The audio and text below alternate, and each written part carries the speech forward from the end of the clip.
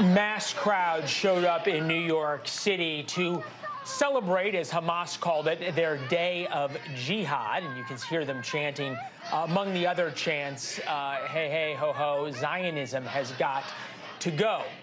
With that, we bring in Rabbi Ben Sendrow from Indianapolis.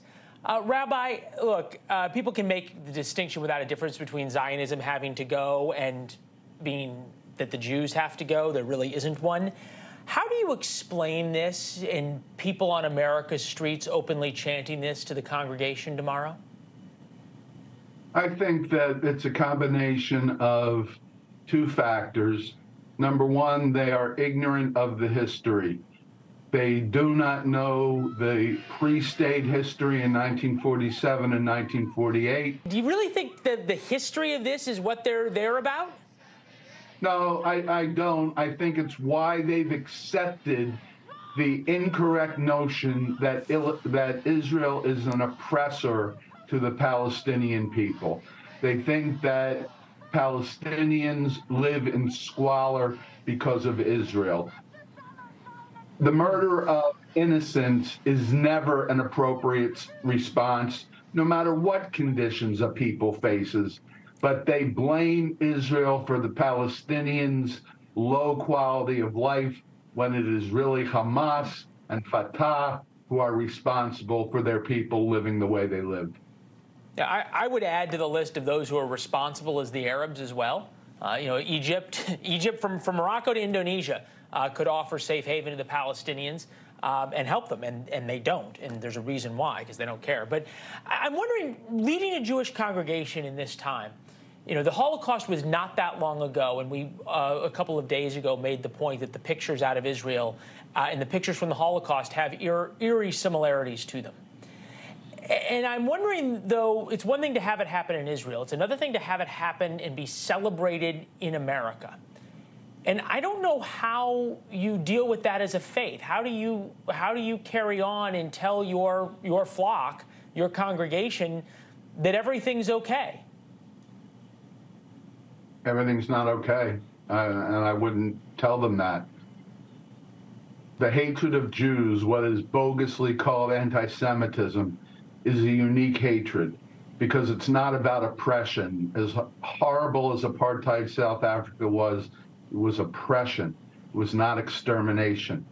The Nazis, and I don't invoke that analogy lightly, the Nazis were about exterminating the Jewish people, and Hamas has inherited and adopted Nazi ideology in the 21st century. Mm-hmm.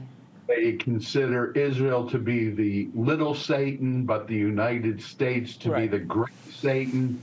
And an attack like this against Israel is an indirect attack against the United States. Things are not okay, and they're not going to be okay for a long time. I don't know about you, Rabbi. I don't know how we come back from people celebrating what you said, extermination in the streets. And look, they can make whatever comments they want about Zionism or Palestine or anything else. They're all out there a week after what happened in Israel happened, Hamas's attack last Saturday. I would end with this. We're to believe that these are all sort of spontaneous celebrations that have popped up by people who are just so taken by the Palestinian cause that all of a sudden they're out in the streets. You really think that there was this group that all of a sudden showed up, or is there somebody organizing them? Absolutely. The attack was not just a spur-of-the-moment attack. The rallies, they're all well organized.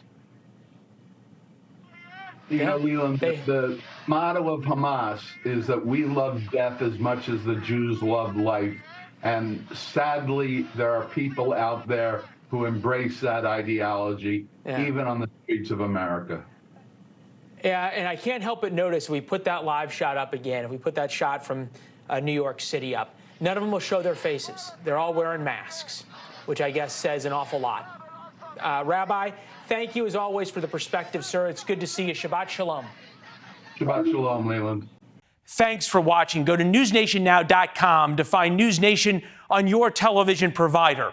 And don't forget to subscribe. Click the red button to get more of NewsNation's fact-driven, unbiased coverage.